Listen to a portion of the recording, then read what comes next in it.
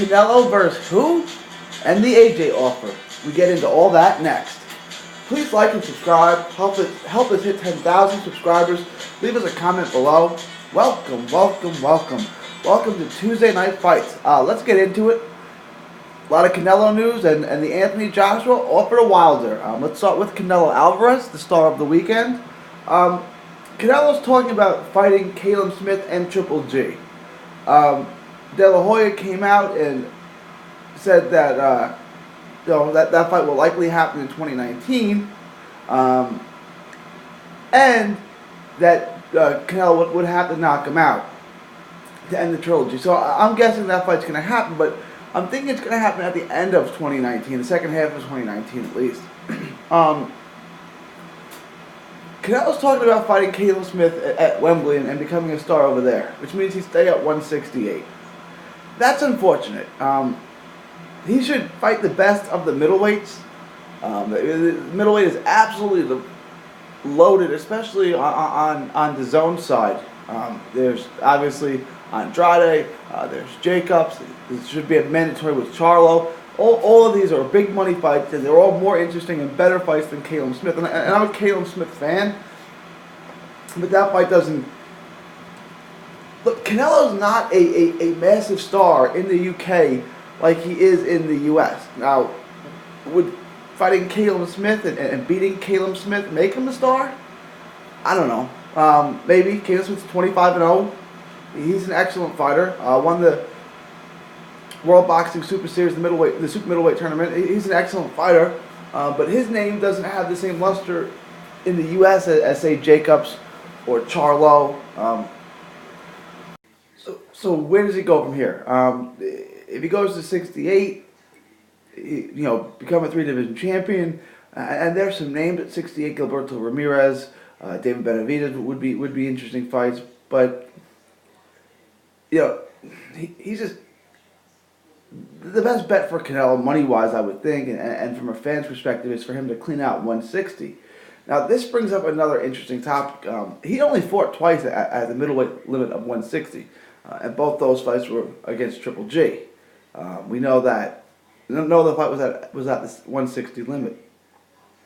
So does this, if he moves to 168 and this isn't a one-off, and he continues to fight at 168, does this say that he needed the clenbuterol to get down up to 160? Because he's a big middleweight now. He was looking real big against Triple G. So basically, he went from 54, only fought twice at 60, and is now moving to 68 at the same time he got caught with the clenbuterol.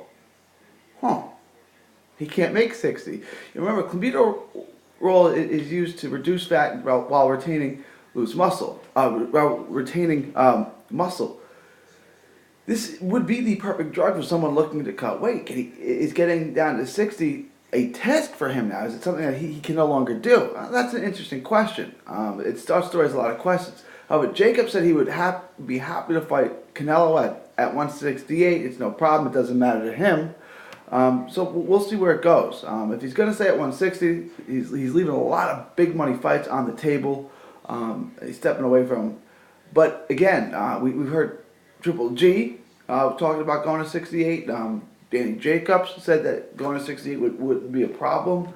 And you have Benavidez, Caleb Plant, and Zoto Ramirez, obviously. So you have some names, some interesting fights for Canelo if he does stay at 68. But it would be unfortunate that 60 is the most talented, heavy, loaded division in the sport, and Canelo only fights Triple G and no one else in that division. But let me know what you guys think. Do you think this is a one-off move? Do you think that he's going to fight Callum Smith and he's going to stay at 68? And if so, does Jacobs and Triple G go after him up there, or does he come back down to 60 and clean out, or try to clean out the middleweight division? Leave your thoughts, comments below. Let me know what you guys think. I want to get to the other topic. Anthony Joshua has made an offer to Deontay Wilder. Leah, let's see if he's serious about that. Is Anthony Joshua serious about fighting Deontay Wilder? I have long held the position that he ain't fighting Wilder or Fury anytime soon. And I'm not saying that Anthony Joshua is afraid of either of those guys. I'm certainly not saying that. What I'm saying is that Hearn invested way too much money into the heavyweight division to lose control of it now. He's put so much time and resources behind the heavyweight division, getting control of the heavyweight division. Big Baby Miller, Chisora, Dillian White. There's so many. Alexander Usyk. There are so many names. There's so many options. So many avenues for him to put in front of AJ. Like the White fight would be a big fight. The Usyk fight would be a big fight. He wants to put him in the Garden against Big Baby Miller, which looks like it may happen. So there's a lot of big money fights still, and I get none of them might be as big financially as the Wilder fight overall. But remember, if Eddie Hearn keeps it in the Eddie Hearn stable, he cleans up on both ends as opposed to just getting half the money and letting Wilder's side take the other half, or 40%, or whatever, however they would split that. So the long-term bet from my perspective is that AJ does not fight Wilder until he cleans out the Eddie Hearn / DAZN side, the Matchroom side / DAZN side. The same reason why Errol Spence ain't going to fight Terrence Crawford or whoever comes out of that PBC stable of welterweights. Maybe it's Sean Porter or whatever. But that guy's not going to fight. Let's just call it Errol Spence. So Errol Spence, after he cleans out the PBC side of the welterweight division, will fight Terrence Crawford. Not any time before that. He will not fight Crawford before he fights Porter. He'll fight Porter first, or he'll fight Thurman first, or he'll fight Pacquiao first. He will fight all those guys first before he gets to Crawford. It's just the way that boxing is right now. You're not going to get the best fight. The best fight at 160 is Charlo versus Canelo. I don't think you're going to get that right away, unless the WBC mandates it. But we know that Canelo may throw that belt away. That would be a pretty cowardice move if he did that. But you're not going to get that fight. The best fight at 47 is Crawford versus Spence. You're not going to get that anytime soon. Are you going to get AJ versus Wilder anytime soon? I don't think so. It's just the politics of boxing. Earlier this year, Deontay Wilder. Well, let's start at this side. Joshua and his promoter Eddie Hearn offered WBC heavyweight champ Deontay Wilder a flat fee of $15 million to face him. They turned that down. Wilder got about $10.1 million, or almost $14 million, to face Fury. Yeah, that's what it ended up being. Okay, that wasn't a flat fee. He was given about $3 or $4 million guaranteed, and the rest was based on pay-per-view sales. All things total, it ended up being about $14 million. I think just a little under that. So he almost got to that $15 million that he turned down from Wilder. They turned around and offered Wilder's team offered AJ $15 million to face him. There was some details in the contract that were a little weird, like who would have the TV rights in the UK and this and that. Either way, neither offer was accepted in the end, and there was just a lot of misinformation and conflicting reports and claims from both sides. Now Joshua told Sky Sports that he was going to double the offer to Wilder, meaning double what he made for Fury, which is about $14 million. So it stands to reason that this is offer to Wilder is guaranteed to be over $25 million. I don't know if that's realistic for a couple of reasons. He made $14 million in the biggest fight of his life. Now we're going to double that. That seems like quite a jump.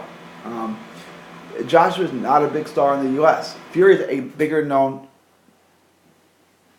fighter. He's more popular in the U.S. than AJ. If you don't believe me, just look up their numbers. When Fury fought Klitschko, he did over 1.1 million live views. When AJ fought him, he did about 600,000. And besides that, AJ's fights only generate about 300,000 live viewers. It's not huge numbers. So now to say that they're going to offer him $28 million, to me, it seems a little bit far-fetched. I thought the $15 million offer was a pretty good offer for Wilder because it was guaranteed money. He didn't want to take it. I can't blame him for not wanting to take it. He wanted a cut. So it didn't happen. When AJ didn't take the $50 million, it looked really suspect up front, but then there were some details in the contract on the television rights where Eddie Hearn probably talked him out of it. I don't think AJ's scared to fight Wilder. I really don't think he is. I really don't think Wilder or Fury is scared of AJ. I just think it's right now economically, Hearn's going to talk his man into taking other fights. The other thing I want to get into is Eddie Hearn just said that Deontay Wilder is not a pay-per-view star. Why would you offer $28 million to someone who isn't a pay-per-view star? $28 million is for someone who's a pay-per-view star. $28 million is what you give to Mike Tyson's, the De La Hoyas, the Floyd Mayweather, Manny Pacquiao get that kind of money guaranteed. Kind of, sort of. I mean, that is still a lot of money to guarantee. I don't even know, Canelo gets that kind of money guaranteed. Obviously, Wilder's not that kind of star, and you said so yourself, so why would you offer it to him? It means one of two things. Either he's a much bigger star than you're giving him credit for, or the offer's not real. I don't know. Eddie Hearn said that Wilder's not a star, and we can get into the 300,000 pay-per-view sales and debate whether or not that's a good number, whether or not he's a pay-per-view star. I don't think the $28 million, or let's say 25 or more offer is real. But we will find out, because if it is, Wilder will sign that, and that's for sure. If that $28 million offer is real, then he'll sign it. And I'm one that says that's not going to happen, it's not real, but I could certainly be wrong, and there's only one way to find out. If that offer gets signed, you can guarantee it's real. If it doesn't, it probably doesn't exist. Like I said, Wilder made about $14 million with Fury in the first fight. He'll probably make a little more. Let's say 15 to 20 in a rematch.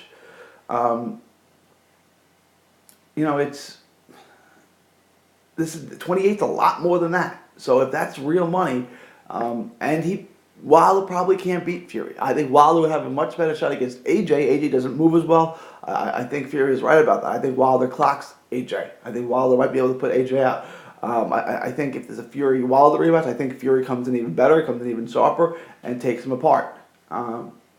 So an AJ fight would just make more sense for him. And then he can fight Fury later. But we'll see how that goes. But let me know what you guys think. Do you think that offer is real? Do you think it's just a bunch of hype, bunch of talk, that there's no truth to it, it's what I'm saying, that Hearn has no intention of fighting Wilder, and this is just a bunch of hot air? Or do you think it's real? If it's real, you guys, would you agree that you think it's going to happen next? But leave your thoughts, comments on this offer and the AJ Wilder scenario below. And let me know what you think. For Tuesday Night Fights, this is 3D Boxing signing off, saying thank you and God bless. Enjoy 3D Boxing vlog videos? Show us some love by clicking the like button. Don't miss a tweet, post, story, or video. 3dboxingvlog.com is also on Facebook, Twitter, and Instagram. Hit the subscribe button now to stay inside the ring.